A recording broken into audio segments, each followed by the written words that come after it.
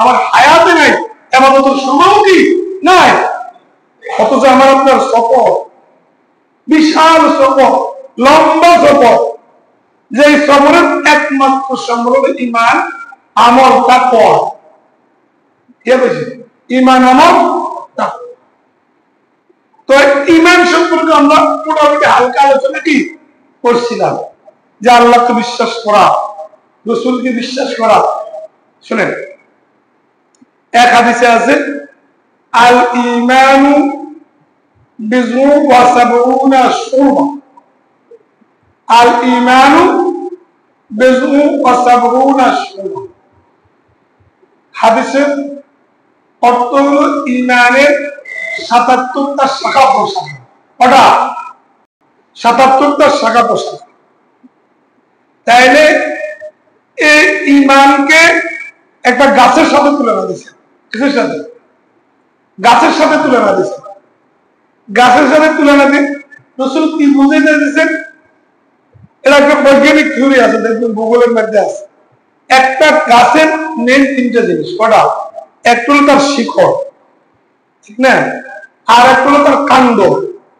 কাণ্ড হলো সমুদা দিয়ে, এটা হলো কি? কাণ্ড। আর এই কাণ্ড দিকে বাইরে, এটা হলো শাখা প্রশাখা। এটা কি? শাখা প্রশাখা। তাইলে রাসূল যে বললেন ঈমানের ৭৭টা শাখা, তাইলে ঈমানের একটা মূল আছে, ঈমানের একটা কাণ্ড আছে, ঈমানের শাখা প্রশাখা আছে। হ্যাঁ, এখন শাখা প্রশাখা দ্বারা কি ফায়দা? শুনেন, যে গাছটা শুধু কাণ্ড খাড়ায় থাকে, এই গাছের মূল্য আছে, শাখা নাই, প্রশাখা নাই, পাতা নাই, কে ফল দেবনি, কে ফল দেবনি। মানে গাছের শিকড় তো খাড়ায়, শুধু সুদা গাছ খাড়ায় রয়েছে, ওকে হাতাও নাই, ডালও নাই, কিছু নাই, গাছের মূল্য আছে, কে সোজা খাড়ায় রয়েছে, কে ফল হইল না, কিচ্ছু কিছু কি হইবনি। হ্যাঁ, তাহলে শাখা পোশাকের দাম, শাখা পোশাক হইলে পাতা হইব, ফল হইব, দামি হইব, ঠিক না? হ্যাঁ, ঠিক ঈমানের শাখা পোশাকের উপর যদি উঠতে না পারে, তাহলে ঈমান পরিপূর্ণ হইতো না, ঈমান সুন্দর হইতো না। ঈমানের এটা শিক্ষক।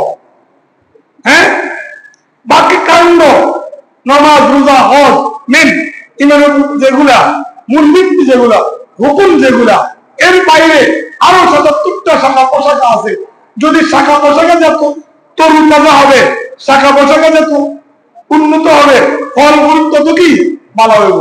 আর শাখা পোশাখা যত দুর্বল হইব, যত কম হইব, এত গাছের ফল কম দিব, সমস্যা কি বেশি দেখা দিব। ঠিক, আমি আপনি ঈমানের শাখা পোশাখার কোটার মধ্যে আছি। দেখা গেছে জাইলে কেউ ২-৫টার মধ্যে অনেক, ঈমানের শাখা পোশাখা গুলো আলোচনা করলে কেউ 10টির মধ্যে অনেক। তাহলে শুধু ঈমানের কাণ্ড নয়, ঈমানের মেন গাছটা খাওয়া রয়েছি, যেটার ফলও নাই, লাভও নাই, কোনো ফায়দাও কি। এই কারণে আমাকে আপনাকে ঈমান সম্পর্কে জানতে হবে, ঈমানের শাখা পোশাখা সম্পর্কে জানতে হবে, এবং ঈমানের শাখা পোশাখে আঁকড়ে ধরতে হবে। পরিপূর্ণ ঈমানদার হইতে হবে। পরিপূর্ণ কি? ঈমানদার হইতে হবে।